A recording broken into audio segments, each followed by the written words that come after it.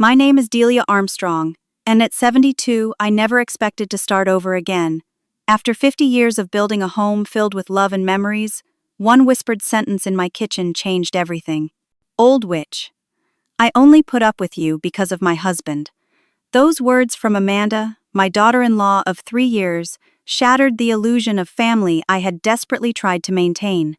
What happened next surprised everyone, especially her. Before I tell you my story, let me know where you're watching from. Drop a comment below, and subscribe to hear more stories about standing your ground. The story of how I ended up changing all the locks in my own home begins 5 years ago, when my husband Frank passed away after 45 beautiful years together.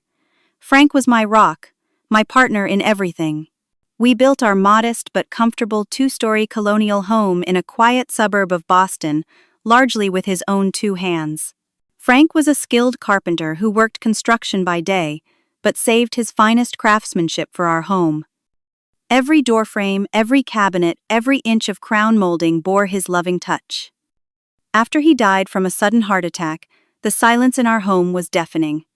The only thing that kept me going was our son Thomas.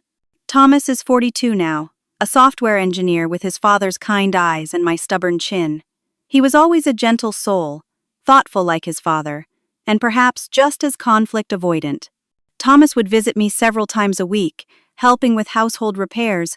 Frank would have handled, and making sure I was eating properly. For 2 years I managed on my own. I had my garden club, my book circle, and weekly bridge games with friends. I volunteered at the local library, and kept busy enough to hold the loneliness at bay. Then Thomas met Amanda. Amanda swept into his life like a summer storm.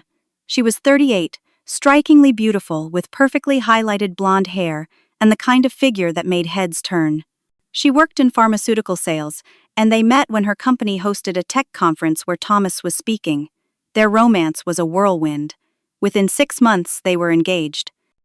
I still remember the day Thomas brought her to Sunday dinner to meet me. She arrived with an expensive bottle of wine and a gorgeous bouquet of flowers. Her smile was dazzling, and she seemed genuinely interested in me, asking about family photos and complimenting the needlepoint pillows I had made years ago.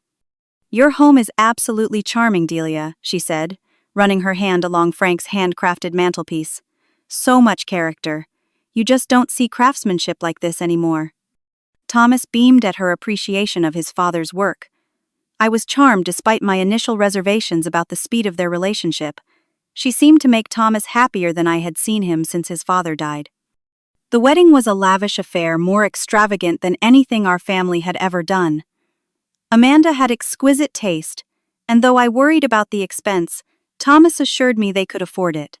I later learned that my son had cashed in most of his savings to give Amanda the wedding of her dreams. A month after the honeymoon, Thomas approached me with a suggestion that seemed perfect at the time. "Mom, Amanda and I have been talking," he said, fidgeting with his coffee mug. "We love this house, and it seems silly for you to rattle around here alone while we pay rent on our apartment." My heart skipped with hope. "What are you suggesting?" "What if we all lived here together? The house is plenty big enough. You could have your space, we could have ours, and no one would have to be alone." I hesitated, thinking of my independence. "Are you sure Amanda would be comfortable living with her mother-in-law?" Thomas smiled. "It was actually her idea. She says it would be wonderful to have a multi-generational household, and she loves your cooking." When I spoke with Amanda about it, she was enthusiastically supportive. "Delia, I never had a close relationship with my own mother. She left when I was young. The idea of learning from you, sharing a home with you, it would be like having the mother I never had." How could I resist such sweet words? Besides, the thought of having daily company, of hearing my son's footsteps in the hallway again, was too appealing to pass up. The first few months were surprisingly harmonious. Amanda took over some of the cooking, and though her dishes were more exotic than my traditional fare, it was nice to have someone else handle meals occasionally. She consulted me on small decorative changes, and I tried to be accommodating when she suggested rearranging the living room furniture for better flow. But small tensions began to emerge. I would come downstairs to find my kitchen tools put away in different drawers. Family photos would be moved to make room for modern art pieces Amanda had purchased. When I mentioned these small frustrations to Thomas, he encouraged me to be patient. Amanda just wants to make this house a home for all of us, Mom. Try to see it from her perspective. She's trying to fit into an established household. I remembered my own mother-in-law and how territorial she had been when Frank and I first married. I was determined not to be that kind of mother-in-law, so I bit my tongue and tried to be flexible. My friend Barbara from Garden Club warned me during one of our meetings. Living with your son and daughter-in-law is asking for trouble, Delia. No matter how lovely she seems, young women want their own homes to run as they see fit. I dismissed her concerns. Amanda's different. She actually suggested the arrangement. She says she values my experience and wisdom. Barbara gave me a skeptical look, but didn't push further. I truly wanted to believe that Amanda would become the daughter I never had. Frank and I had tried for more children after Thomas, but it wasn't meant to be. Now I dreamed of a daughter to share recipes with, to go shopping with, perhaps even grandchildren in the future. The first major holiday we spent together was Thanksgiving, and I began to notice a shift. Amanda suggested we modernize some of the traditional dishes. My cranberry relish, made from my grandmother's recipe, was replaced with a cranberry jalapeno chutney. My china, used for every holiday since Frank and I were married, was deemed too fragile and swapped for new place settings Amanda had purchased. By the time Christmas arrived, Amanda had taken over most of the decorating. My handmade ornaments and nativity scene were relegated to a small table in the corner, while the living room showcased a designer-themed tree with matching ornaments in silver and blue. When my brother and his family visited, they seemed confused by the transformation. "It looks like a department store in here," my brother whispered when Amanda was out of earshot. "Where are all your personal touches?" I forced a smile. Amanda has an eye for design. I'm letting her express her creativity. But deep down, I was beginning to feel like a guest in my own home, edged out inch by inch from the space Frank and I had created together over 5 decades of marriage. 6 months into our living arrangement, I noticed a distinct pattern. When Thomas was home, Amanda was charming, solicitous, and frequently mentioned how wonderful it was to have me as part of their daily lives. But the moment his car pulled out of the driveway for work, her demeanor would change like a switch had been flipped. The first major incident occurred when I returned from my weekly bridge game to find Amanda cleaning in the spare room where I stored family mementos. Several framed photos were on the floor, glass cracked. "Oh, I'm so sorry," Amanda said, without looking particularly distressed. "I was dusting, and they just fell. Some of these shelves your husband built aren't very stable." I felt a sting at the criticism of Frank's craftsmanship. "These shelves have held our memories for 30 years without anything falling." Amanda's smile tightened. "Well, perhaps they've weakened with age, like many things." The comment hung in the air between us, and I couldn't shake the feeling it was directed at more than just the shelves. A week later, I came home from grocery shopping to find my living room completely rearranged. The comfortable armchair where I read every evening, the one Frank had surprised me with on our 35th anniversary, was gone. "Where's my reading chair?" I asked, setting down my grocery bags. Amanda looked up from her laptop. "That old thing, I had it moved to the basement. It was taking up too much space and clashed with the new coffee table I ordered." "But that was my favorite chair," I said, trying to keep my voice steady. "Frank gave it to me. I read in that spot every night." "You can read at the dining table," she replied dismissively. "Or in your bedroom. The living room should be a showpiece, Delia." That chair was worn and dated. That evening, I tried to discuss boundaries with Amanda while Thomas was present. "I appreciate your design sense. I began carefully, but I would like to be consulted before family furniture is removed or rearranged." Before I could finish, Amanda's eyes welled with tears. "I was only trying to make things nicer for everyone. I spend all day in this house while you're out with your friends, and Thomas is at work. Don't I have any say in our home?" Thomas immediately put his arm around her. "Mom, Amanda was trying to surprise you with a fresher look. She has an eye for these things." "My chair had sentimental value," I explained. "It's just a chair," Amanda sniffled. "I didn't know you'd be so upset about furniture. It's still in the house, just in the basement." Thomas gave me a pleading look. "Can we drop this? It's not worth making Amanda cry." I retreated to my bedroom that night feeling like I was the unreasonable one, even though it was my chair that had been removed from my living room without my knowledge. The boundary violations continued in subtler ways. Amanda suggested she could help me with household finances since she had experience in sales. Before I knew it, she had access to all my accounts and was managing bill payments. She began to question my purchases, suggesting that at my age I should be more careful with my retirement savings. "This garden club membership is rather expensive," she commented, looking at my bank statement. "And do you really need to get your hair done every month?" Meanwhile, Amanda had no qualms about using household funds for home improvements she wanted. A new refrigerator, when the old one worked fine, expensive light fixtures, and a complete renovation of the guest bathroom that cost a significant portion of my savings. When I expressed concern about the expenses to Thomas, he seemed surprised. "Amanda said you were enthusiastic about these upgrades. She said you agreed they would increase the home's value." I began to feel increasingly isolated. Amanda would schedule family events on evenings when she knew I had standing engagements with friends. When I would decline invitations to maintain my prior commitments, she would tell Thomas I was choosing my friends over family. The dinner party incident was particularly hurtful. Amanda had invited several of their friends, and during dinner she began telling stories about my forgetfulness. "You should have seen Delia last week," she said with a laugh that didn't reach her eyes. She put her reading glasses in the freezer and spent an hour looking for them. This was completely fabricated. I had never done such a thing, but when I tried to correct her, she gave me a concerned look. "Delia, don't you remember Thomas? Your mom has been forgetting a lot lately. I'm getting a bit worried." Thomas looked at me with concern, and I saw something new and terrible in his eyes: doubt. He was beginning to question my memory based on Amanda's lies. After that dinner, I realized this wasn't normal tension between a mother-in-law and daughter-in-law. There was something calculated in Amanda's behavior, a deliberate attempt to diminish me in my own home and in my son's eyes.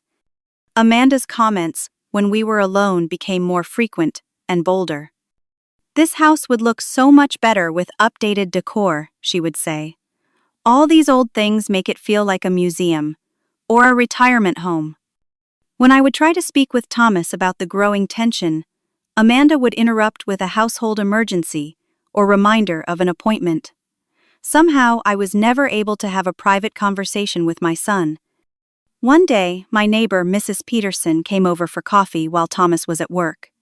When Amanda's car pulled into the driveway unexpectedly, Mrs. Peterson noticed how I tensed up. "Delia, are you afraid of your daughter-in-law?" she asked quietly. "Not afraid," I said quickly. "It's just difficult." Mrs. Peterson watched as Amanda entered the house, all smiles and charm, once she saw we had company. "Interesting," she murmured. "She seems different than when I see her yelling at you about the garden from the driveway." After that visit, I began documenting incidents in a journal at Mrs. Peterson's suggestion. "Keep track of dates, times, and what was said," she advised. "Your son needs to know what's happening when he's not here." The situation reached a new low during a family dinner when Amanda accidentally spilled a full glass of red wine on my handmade tablecloth, a wedding gift from my mother that I had treasured for over 50 years. "Oh no," she exclaimed with exaggerated dismay. "What a shame. Well, it was quite old anyway. I'll order a new modern one online." As I dabbed at the spreading stain, fighting back tears, I caught a glimpse of satisfaction in Amanda's eyes. That's when I knew with certainty these weren't accidents. They were calculated moves in a campaign to erase me from my own home, one cherished possession at a time. As winter turned to spring, Thomas began working longer hours at his software company. A major project required frequent travel, sometimes for days at a time. This left Amanda and me alone in the house more often, and the atmosphere grew increasingly tense with each passing day. Amanda began inviting her friends over whenever Thomas was away. These women, mostly from her sales team, treated me like I was invisible. They would gather in the living room, drinking wine from my special occasion glasses, laughing loudly about people I didn't know. "Amanda, can you ask your mother-in-law to bring us more of those little cheese crackers?" one of them called out during a particularly boisterous gathering, despite the fact that I was clearly visible in the kitchen doorway. "She's not the help, Stephanie," Amanda replied with a laugh that didn't reach her eyes. "Though sometimes I do feel like I've inherited an elderly dependent rather than gained a mother-in-law." The women tittered as I quietly retreated upstairs, humiliated in my own home. One warm Saturday afternoon, I was tending to my roses when Amanda and two of her friends settled on the patio. They didn't notice me behind the large rose bush, and their conversation drifted clearly to where I worked. "How much longer are you going to put up with the old lady?" one friend asked Amanda. Amanda sighed dramatically. "Until I can convince Thomas to sell this place and buy something that's actually from this century. The location is fantastic, and the lot size is incredible for this neighborhood. Once we sell, we'll have a huge down payment for a modern home." "And what about Mommy Dearest?" the other friend asked with a snicker. "There are some very nice assisted living facilities in the area," Amanda replied coolly. "I've already started leaving brochures around for Thomas to find. I'm planting the seeds." I remained frozen behind my rosebush clippers suspended in midair. They were planning to take my home, the home Frank had built with his own hands, and ship me off to a facility. My hands began to shake so badly, I accidentally cut a prized bloom, watching it fall to the ground like my sense of security. Around this time, I developed some minor health issues. My blood pressure was elevated, and I was experiencing occasional dizzy spells. When I mentioned this to Amanda, suggesting I might need to see my doctor, she waved it off. "Everyone gets dizzy sometimes, Delia. You don't need to run to the doctor for every little thing. It's probably just age." When I did make an appointment anyway, and asked Thomas if he could drive me since I wasn't feeling well, Amanda intercepted. "Thomas has that important presentation to prepare for," she said firmly. "I'll drive Delia." But on the morning of the appointment, Amanda claimed her car wouldn't start. By the time I called a taxi, I had missed my time slot and had to reschedule for 2 weeks later. The incident with my jewelry was perhaps the most disturbing. My mother's pearl necklace and a diamond brooch Frank had given me on our 40th anniversary went missing from my jewelry box. When I frantically searched for them, Amanda suggested I must have misplaced them. "You've been forgetting a lot lately, Delia," she said, with concern that seemed genuine until you noticed it didn't reach her eyes. "Remember how you couldn't find your glasses last week? Thomas and I are getting worried about your memory." "I never misplaced my glasses," I insisted. "And I certainly wouldn't forget where I put my mother's pearls. They've been in that jewelry box for decades." Amanda placed a hand on my arm, her grip slightly too tight to be comforting. "Maybe we should talk to your doctor about early signs of dementia when you go in for that checkup." Thomas noticed my distress when he returned from his business trip and asked what was wrong. Before I could explain about the missing jewelry, Amanda jumped in. "Your mom is upset because she can't find some of her jewelry. I've helped her look everywhere." Thomas looked concerned. "Mom, did you maybe move it somewhere for safekeeping and forget? You've seemed a bit confused lately." "I'm not confused," I said firmly. "Someone moved my things." Amanda gave Thomas a significant look, tapping her temple lightly when she thought I couldn't see. My anxiety increased to the point where I had trouble sleeping. I would lie awake listening to every creak in the house, wondering what else might disappear, what other treasured memory might be erased. I began hiding my most precious remaining items in places only I knew about. One evening, Amanda brought up the subject of senior living during dinner. "I was driving past Sunny Pines today. You know that lovely retirement community on Maple Street? They have such beautiful grounds." Thomas looked up from his meal. "Why were you looking at retirement communities?" Amanda's smile was saccharine. "I just thought Delia might be happier somewhere with people her own age, and medical staff on hand for those dizzy spells she keeps having. This big house must be so much work for someone her age." "This house has never been too much for me," I said quietly. "Frank built it to last, and I know every inch of it." "Yes, but as we age, our needs change," Amanda persisted. "Wouldn't it be nice to have meals prepared for you? Activities planned, medical care right there if you need it." Before I could respond, Thomas interrupted. "Mom seems fine here. Let's not talk about this right now." Amanda's expression hardened momentarily before she recovered her pleasant mask. "Of course, dear. I'm only thinking of what's best for Delia." Later that week, Thomas announced he needed to take a 2-week business trip to the West Coast for a major client installation. 2 weeks, I repeated, unable to hide my dismay at the thought of being alone with Amanda for that long. It's an important contract, Thomas explained, and they specifically requested me to lead the implementation. Amanda placed her hand over his. We're so proud of you, honey. Delia and I will be fine here together, won't we, Delia? Her smile was pleasant, but her eyes held a challenge. I nodded silently, uncertain of what the next 2 weeks might bring. The night before Thomas left, he came to my room. Mom, can I talk to you for a minute? I welcomed him in hoping he might finally hear my concerns. I know things have been tense between you and Amanda, he began. Thomas, I've been trying to tell you, I started. He held up his hand. Mom, please. I know Amanda can be particular about the house, but she means well. Could you try a little harder with her while I'm gone for me? She really does want this living arrangement to work.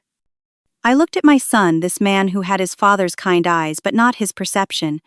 Thomas had always avoided conflict, preferring to smooth things over rather than address problems directly, just like his father. I'll try, I promised, but my heart was heavy with the knowledge that he didn't really see what was happening. After he left, I sat at my window, watching the stars, feeling more alone than I had even in the days after Frank died. At least then my grief had been acknowledged, my home had been my sanctuary. Now I felt like an unwelcome guest tolerated only because of my son's misplaced loyalty. What Amanda didn't realize was that while she had been planning to edge me out of my home, I had been watching, learning, and preparing for the moment when I would need to take a stand. That moment was coming sooner than either of us expected.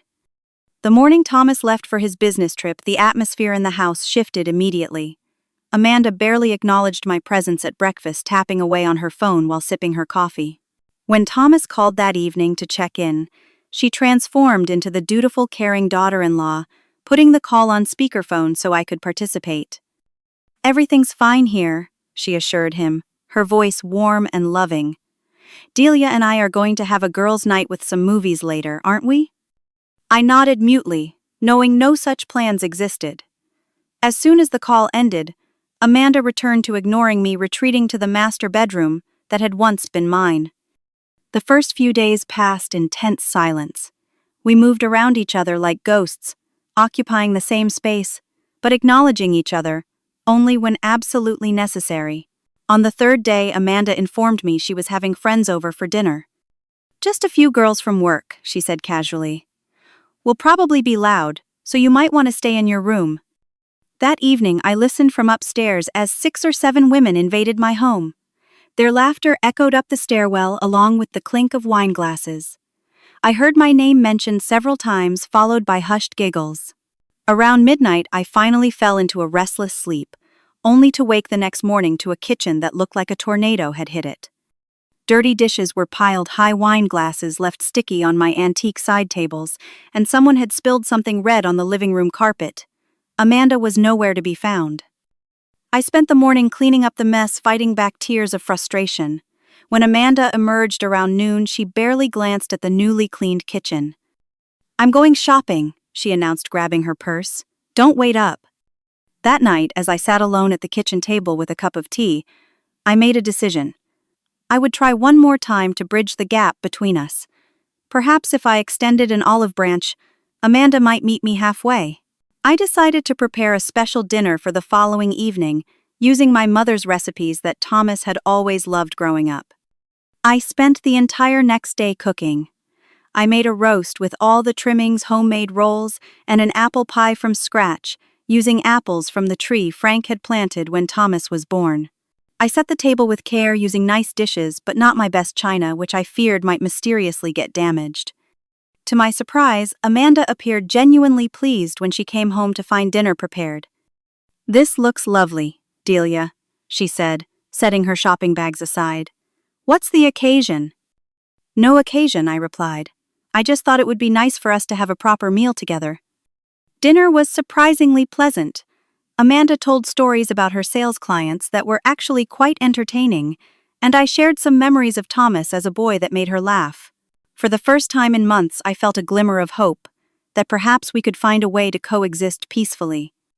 After we finished eating, Amanda helped clear the table, another unexpected gesture that reinforced my optimism. "Why don't you relax while I load the dishwasher?" I offered. "Are you sure?" she asked. "You've done so much already." I nodded, pleased by her consideration. "It's no trouble. Go put your feet up." As I rinsed the dishes and loaded the dishwasher, I found myself smiling. Perhaps Thomas had been right. Maybe with a bit more effort on my part, Amanda and I could develop a real relationship. I was so lost in these hopeful thoughts that I didn't hear her come into the kitchen behind me. I jumped when she spoke, her voice suddenly close. "You know what I've been wondering, Delia?" I turned, dish towel in hand. "What's that?" Amanda's face had changed completely. The pleasant dinner companion was gone, replaced by a cold, calculating stranger. She leaned in close, her voice dropping to a whisper. "Old witch, I only put up with you because of my husband." I froze, the dish towel clutched in my suddenly trembling hands. "Did you honestly think one dinner would change anything?" She continued, her voice still low but venomous. "This charade of playing happy family is exhausting. This is my house now, not yours. You're just too stubborn to see it." "This is my home," I said, finding my voice. "Frank built it for us." "Frank is dead," Amanda said bluntly. "And soon you'll be gone too. I've convinced Thomas that this neighborhood would be perfect for raising children. We're going to sell this outdated mausoleum and build something modern, something without all these memories." She spat the last word like it was distasteful. "Thomas would never agree to that," I said, but doubt crept into my mind. Thomas had been increasingly influenced by Amanda's suggestions. "Thomas will do whatever makes me happy," Amanda smirked. "He already thinks you're losing your mind. All those little incidents you can't explain, the missing jewelry, the forgotten appointments, it's amazing what can be accomplished with a little planning." The realization of how completely she had manipulated the situation hit me like a physical blow.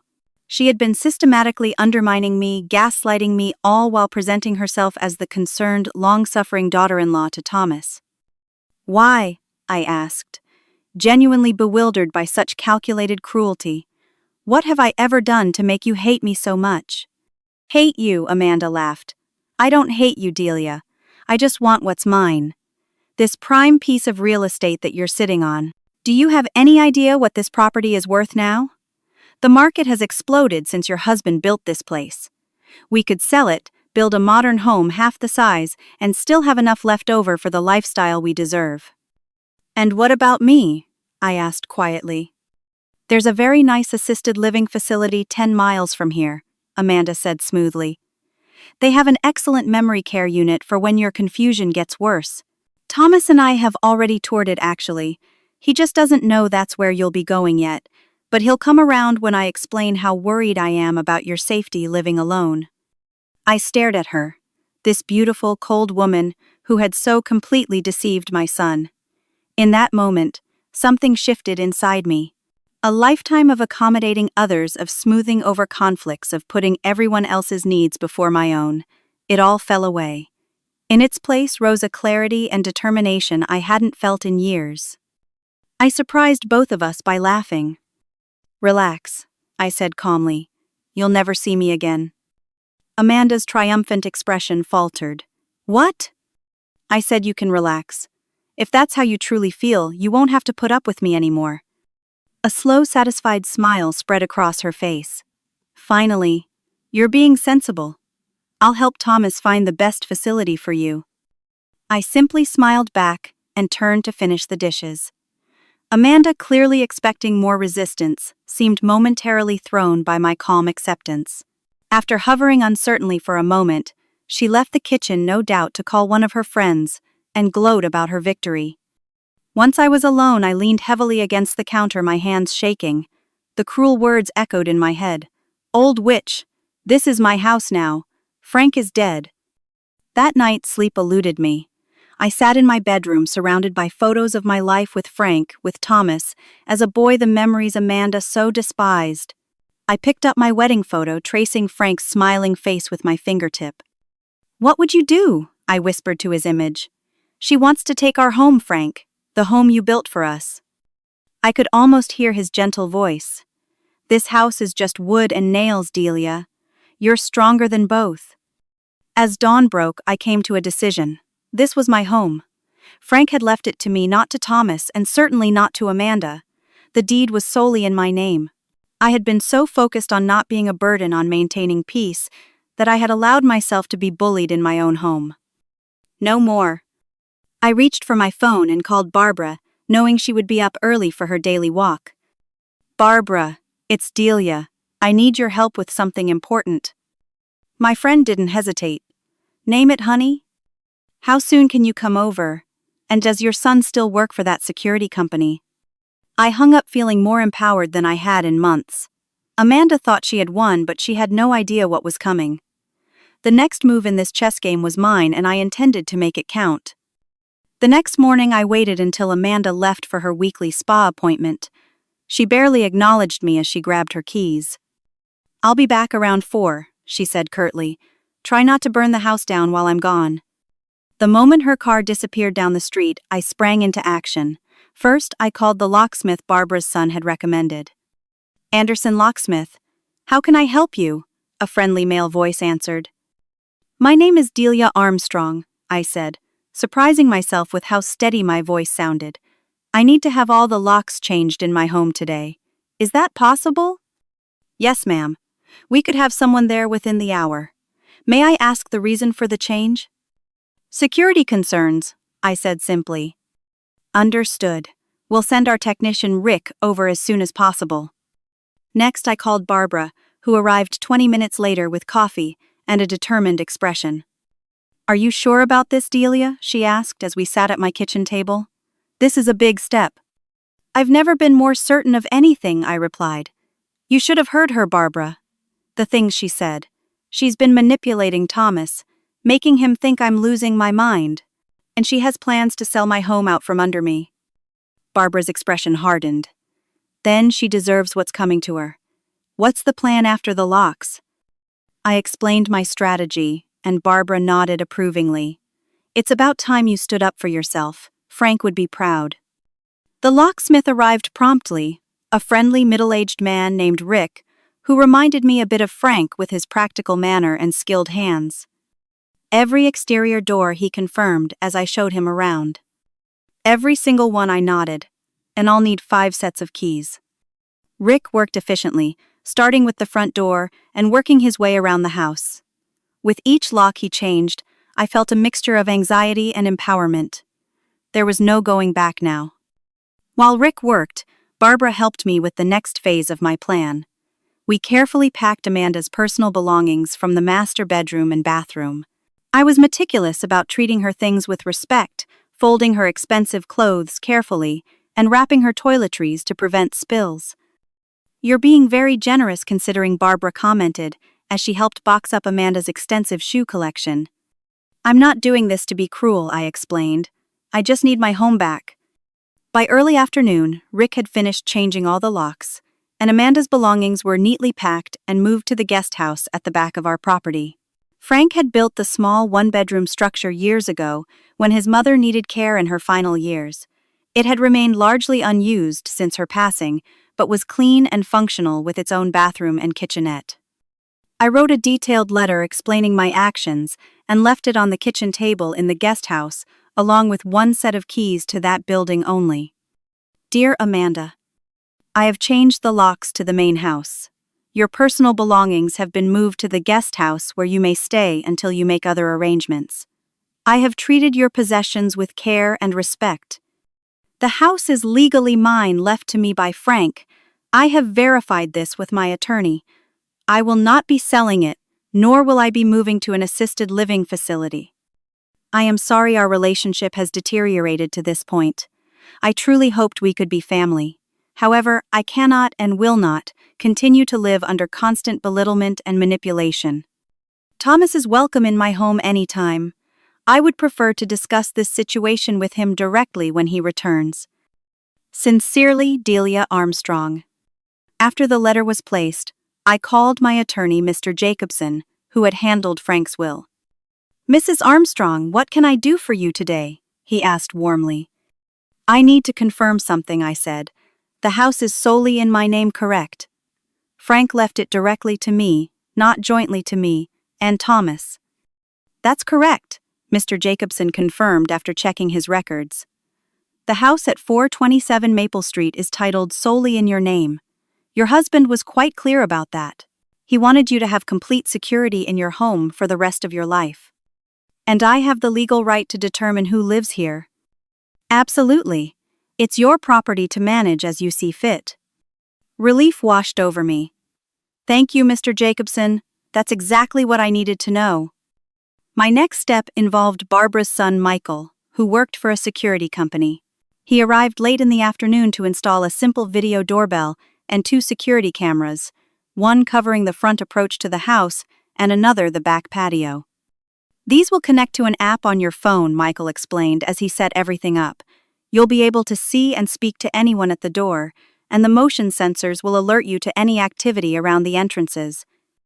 As 4 o'clock approached, I felt butterflies in my stomach but remained resolute. Barbara offered to stay, but I shook my head. This is something I need to handle myself, I told her. But thank you for everything today. I couldn't have done this without you. Call me immediately if you need anything, she insisted before leaving. And I mean anything, Delia. At 4:30, my phone pinged with an alert from the front door camera. Amanda had returned and was trying her key in the new lock, looking increasingly frustrated when it wouldn't turn. I watched on the small screen as she tried again, jiggling the handle with growing force. Finally, she rang the doorbell, her expression a mask of irritation. I did not answer. She rang again, holding the button longer this time. Then she began knocking, the sound escalating from polite tapping to angry pounding. Delia, she called out, her voice, clearly captured by the doorbell's microphone. Open the door. My key isn't working. I remained seated in the living room, watching the scene unfold on my phone. Amanda circled the house, trying each door, becoming more agitated with each failed attempt. Finally, she returned to the front porch and called Thomas. I couldn't hear her end of the conversation, but her gestures were animated, her expression shifting from anger to a performance of distress, as she undoubtedly painted herself as the victim in this scenario. After hanging up, Amanda noticed the guest house door slightly ajar, revealing some of her packed belongings inside. She stormed over, disappearing from the camera's view. 10 minutes later, she emerged, clutching my letter, her face contorted with rage. She marched back to the main house and directly up to the doorbell camera. "You can't do this," she shouted. "This is my home too. Thomas will never stand for this." I finally pressed the intercom button. "The house is legally mine, Amanda. You've made it clear that you only put up with me because of Thomas. Now you don't have to. The guest house is available to you until you make other arrangements." "I'm calling the police," she threatened. "That's your right," I replied calmly. 20 minutes later, 2 police officers arrived, responding to Amanda's call about being illegally locked out of her home. I watched through the security camera as she gave a tearful performance, claiming her elderly mother-in-law was having a mental breakdown and had thrown her out of her own house. I opened the door when the officers knocked, presenting a calm contrast to Amanda's emotional state. "Mrs. Armstrong?" the older officer asked. "Yes, officer. Please come in." Amanda tried to follow, but I held up my hand. "I'm only inviting the officers in at this time." The younger officer stayed outside with Amanda, while his partner followed me to the living room. I had prepared a folder containing the deed to the house. Frank's will specifying that the property was mine alone, and recent correspondence from my attorney confirming my legal rights. "My daughter-in-law has been living here as my guest," I explained quietly. "After some concerning behavior and threats, I've asked her to stay in the guest house temporarily while my son is away on business." The officer reviewed my documents. "These all appear in order, ma'am. The property is legally yours, and you have the right to determine who lives here." When he returned outside to explain the situation to Amanda, her reaction was explosive. "This is ridiculous!" she shouted loud enough for me to hear through the door. "I'm married to her son. We've been living here for almost a year." "I understand this is upsetting, ma'am," the officer replied patiently. "But legally, this is Mrs. Armstrong's property. She has provided a temporary accommodation for you in the guest house." "I am not staying in that." That shed Amanda spat. That's your choice, ma'am, but you cannot force entry into the main residence against the owner's wishes. That would constitute breaking and entering. I watched through the window as Amanda's carefully cultivated image crumbled. Her face flushed with rage. She looked nothing like the charming, composed woman my son had married. She made a few more threats about calling her lawyer and getting Thomas involved before storming off to the guest house, slamming the door with enough force to rattle the windows. As the police car pulled away, I sank into my reading chair, which Barbara's son had helped bring up from the basement earlier that day. My heart was pounding and my hands were shaking, but underneath the anxiety was a profound sense of relief. For the first time in almost a year, I was truly at peace in my own home. That evening, Thomas called to check in from his business trip. I kept our conversation light, not wanting to get into the situation over the phone. "Everything's fine here," I said when he asked how things were going. "How's the project coming along?" "It's going well, but I might need to stay a few extra days," he replied. Amanda texted saying there was some kind of issue with the locks, something about a mix-up with a locksmith. I chose my words carefully. There have been some changes, yes. But everything is secure, and we can discuss it in detail when you get home. "Are you sure everything's okay?" Thomas pressed clearly, sensing something in my voice. "I'm better than I've been in a long time," I answered truthfully. "Enjoy your work, Thomas. We'll sort everything out when you return." After we hung up, I received a barrage of texts from Amanda, ranging from threats to tearful pleas for understanding. I didn't respond to any of them, knowing that engaging would only escalate the situation. According to the security app, she left the guest house around 9 that evening and didn't return until after midnight. That night I slept deeply and peacefully for the first time in months. When I woke the next morning, I felt a strange sensation that took me a moment to identify. I was smiling. In my own bedroom, in my own home, without the weight of walking on eggshells or wondering what precious item might next disappear. Whatever storm was coming with Thomas's return, I was finally ready to face it. The truth would come out and difficult conversations would be had. But I had taken back my power, and nothing, not even Amanda's manipulations, could take that away again. The next 3 days passed in relative calm. Amanda came and went from the guest house, avoiding the main house entirely. Through the security cameras, I occasionally spotted her pacing in the garden, talking animatedly on her phone, no doubt plotting her countermove. On the evening of the 3rd day, my phone rang. It was Thomas. "Mom, I'm flying back tonight," he said without preamble. "Amanda says you've lost your mind and locked her out of the house. What's going on?" I took a deep breath. "It's a complicated situation, Thomas. I think it's best if we discuss it in person when you get here." "Mom, Amanda is my wife," Thomas said, his voice strained. "How could you do this to her? To us?" "Thomas, please. There's more to the story than what Amanda has told you. I promise we'll talk when you arrive." He sighed heavily. "My flight lands at 11. I'll be home around midnight. I'll wait up for you," I promised. True to my word, I was sitting in the living room when Thomas's headlights swept across the front windows at 12:30 that night. My security app pinged as he approached the front door, looking exhausted and stressed. Amanda rushed from the guest house to meet him, throwing herself into his arms with dramatic sobs I could hear through the doorbell camera. I opened the front door before he could knock. "Come in, both of you," I said calmly. "Let's talk." Thomas entered first, his expression a mixture of confusion and anger. Amanda followed, clinging to his arm, her face tear-streaked but her eyes watchful. "Mom, what is going on?" Thomas demanded as soon as we were seated in the living room. "Amanda says you've gone crazy, changing the locks and throwing her things in the guest house. She says you've been acting paranoid, accusing her of stealing and plotting against you." I nodded slowly. I can see why it might appear that way from her perspective. But there's something you need to know, Thomas. Something I've been trying to tell you for months. "Mom," Thomas began, his tone warning. "Please," I said firmly. "Let me speak. After that, you can decide what you believe."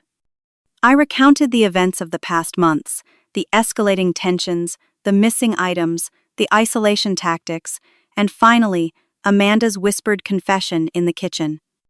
"She told me I was just an old witch she only tolerated because of you," I said quietly. She outlined her plan to convince you to sell this house and put me in an assisted living facility." "That's absurd," Amanda interjected.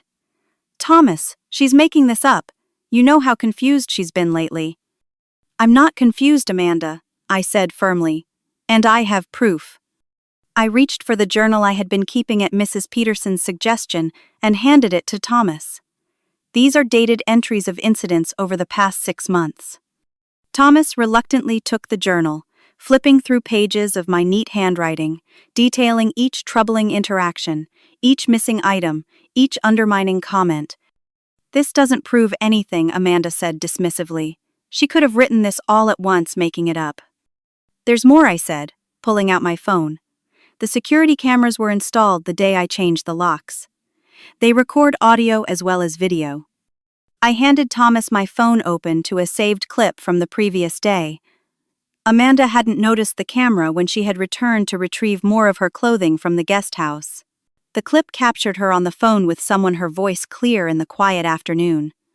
"I don't care what it takes," she was saying. "That old bag is not going to win this. The house is worth over $1 million in this market.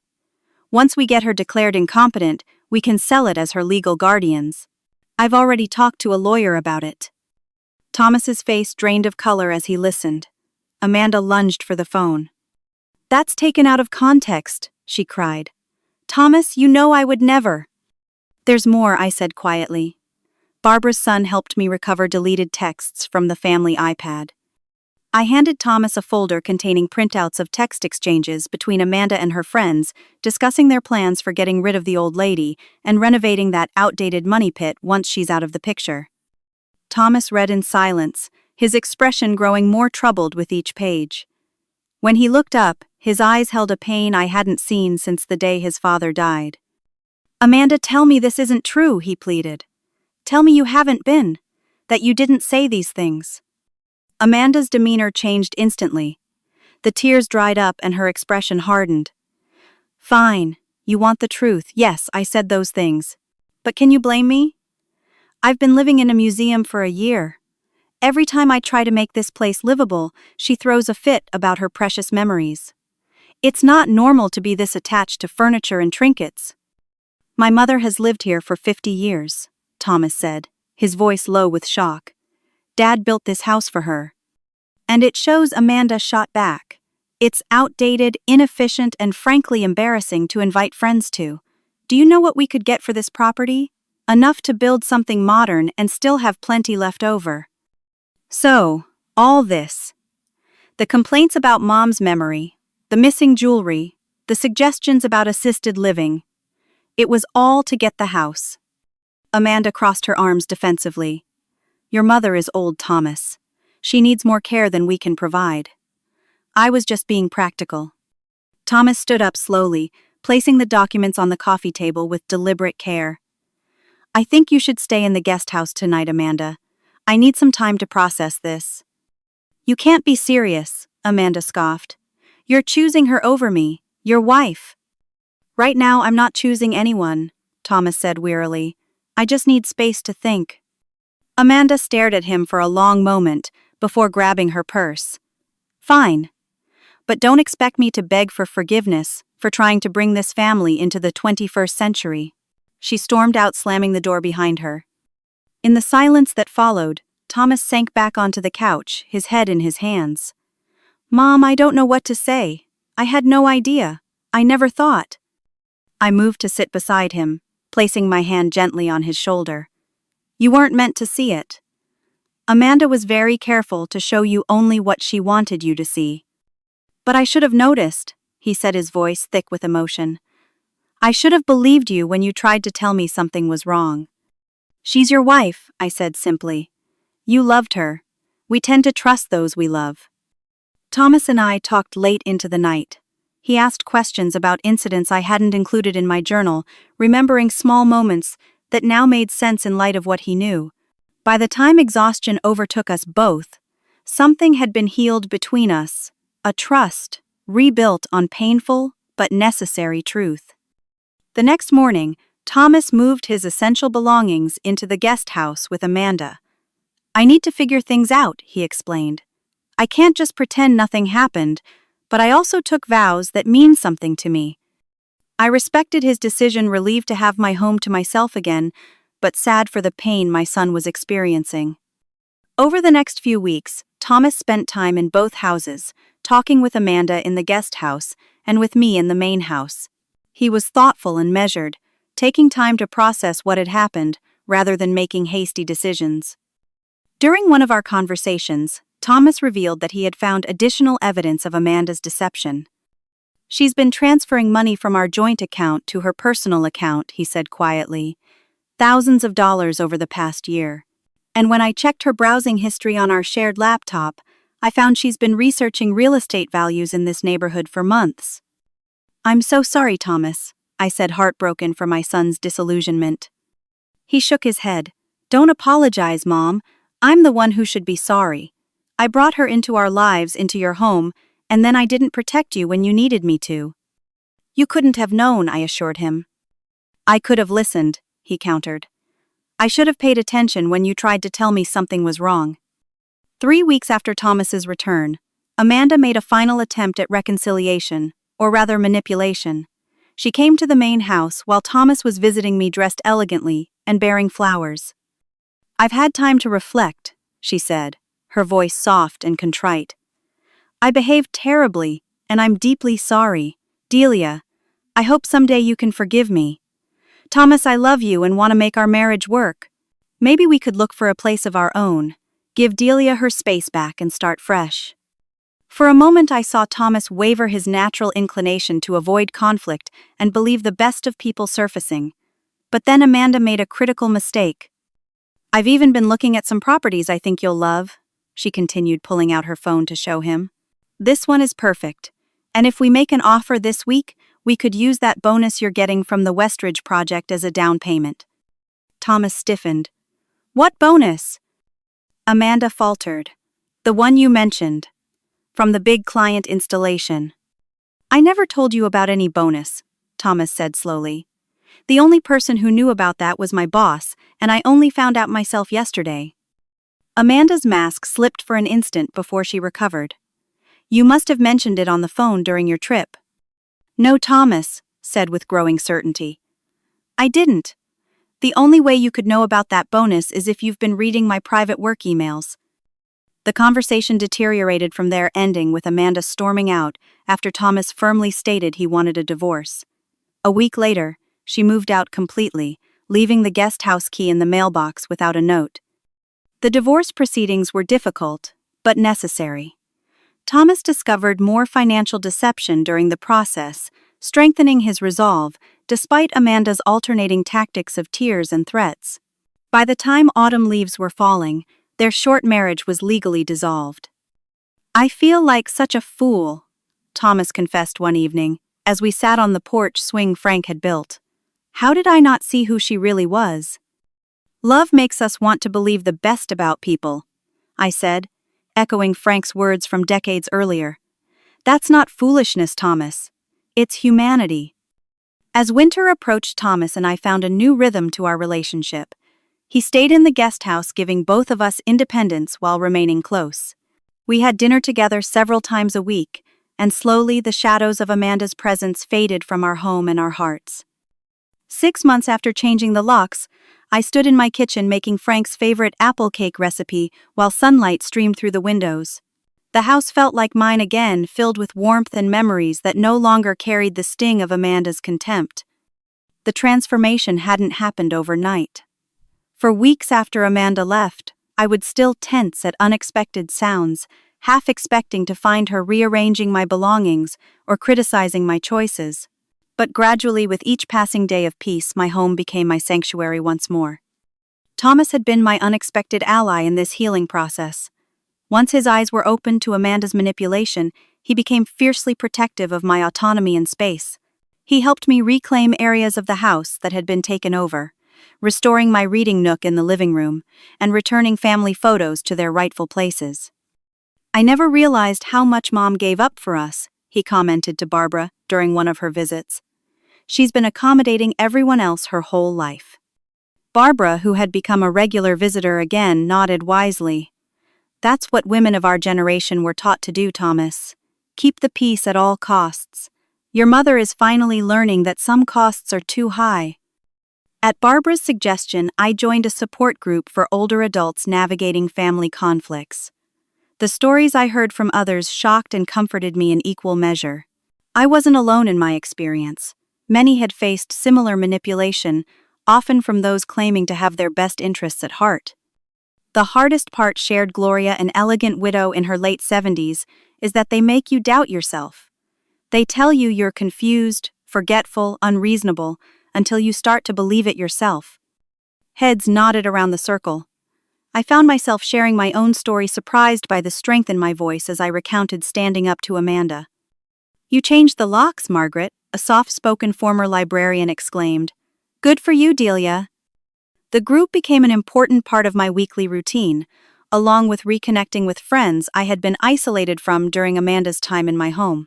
My garden club welcomed me back with open arms, and my bridge group had saved my seat at the table. Thomas underwent his own healing journey. He started seeing a therapist to process the betrayal and understand why he had been vulnerable to Amanda's manipulation. Dad was always the peacemaker too, he reflected during one of our evening talks. I thought that's what being a good husband meant, keeping everyone happy no matter what. I never learned how to handle conflict directly. "Your father was a wonderful man," I said gently, "but he did tend to smooth things over rather than address problems. I think it's good you're learning a different way." Our conversations about boundaries became a central theme in rebuilding our relationship. Thomas was learning to respect my independence, while I was learning to express my needs clearly, instead of silently accommodating others at my own expense. "No more walking on eggshells in this house" became our shared motto. 3 months after Amanda's departure, I decided to volunteer at a community center downtown, specifically working with a program supporting older women facing housing insecurity or family conflicts. My experience gave me insight that textbooks couldn't provide, and I found purpose in helping others recognize the warning signs of elder abuse and manipulation.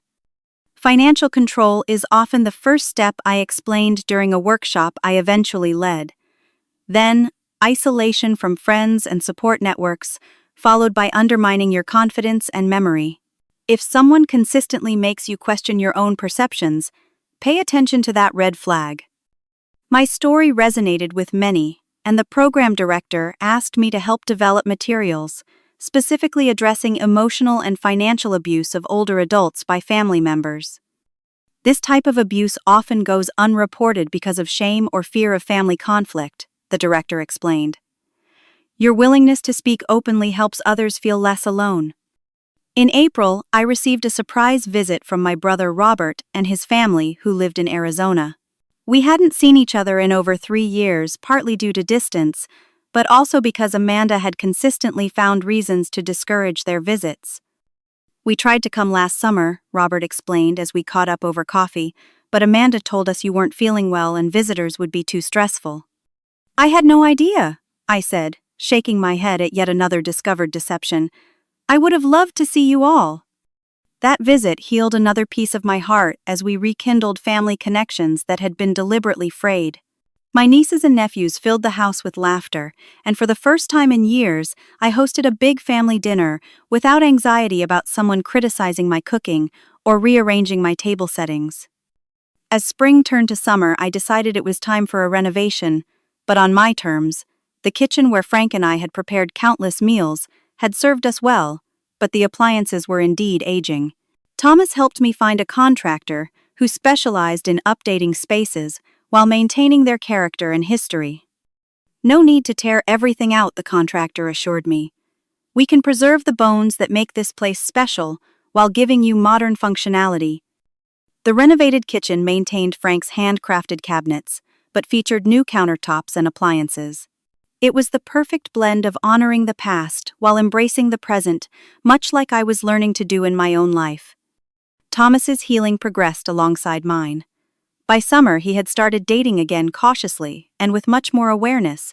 He brought Catherine, a kindergarten teacher, with a warm laugh to Sunday dinner, and I was struck by the natural, respectful way they interacted. "She listens when I speak," Thomas commented later, "and she actually hears what I'm saying. I never realized what a difference that makes." My own social life expanded in unexpected ways.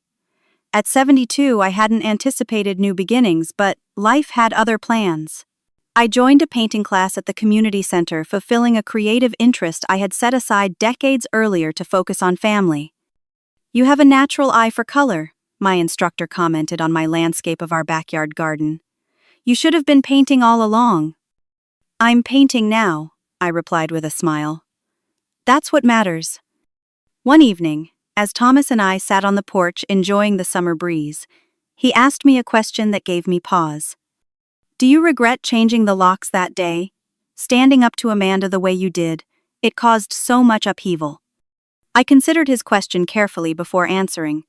"The upheaval was already there, Thomas. It was just hidden beneath the surface, poisoning everything slowly.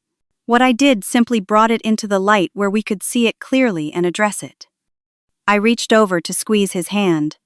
The hardest choices sometimes lead to the greatest freedom. I don't regret taking back my home and my dignity. I only regret not doing it sooner. My story spread through our community, carried by friends and neighbors who had witnessed the transformation. I began receiving calls and emails from other older women facing similar situations, seeking advice or simply a listening ear from someone who understood. "How do you find the courage?" they would often ask. My answer was always the same. You start by remembering who you were before someone tried to make you doubt yourself. That person is still there and she's stronger than you think. True family, I came to understand, is built on respect and honesty, not just blood ties or legal documents. The people who gathered around my table now, Thomas, Barbara and her husband, my painting classmates, my support group friends, they were family in all the ways that mattered. They saw me clearly, valued my voice, and honored my boundaries. As I planted new roses in my garden that summer, I reflected on how life can begin again at any age. The soil was the same. The garden Frank had first tilled decades ago, but the flowers were new, bringing fresh beauty to established ground. Like me, the garden had endured, adapted, and continued to bloom. Have you ever had to make a difficult decision to protect yourself or your home? What gave you the courage to take that step? I'd love to hear your stories in the comments below. And if my experience has resonated with you in any way, please consider subscribing to hear more stories about finding strength in unexpected moments. Remember to like and share this video with someone who might need to be reminded of their own inner strength today. Thank you for listening, and remember, it's never too late to stand your ground and begin again.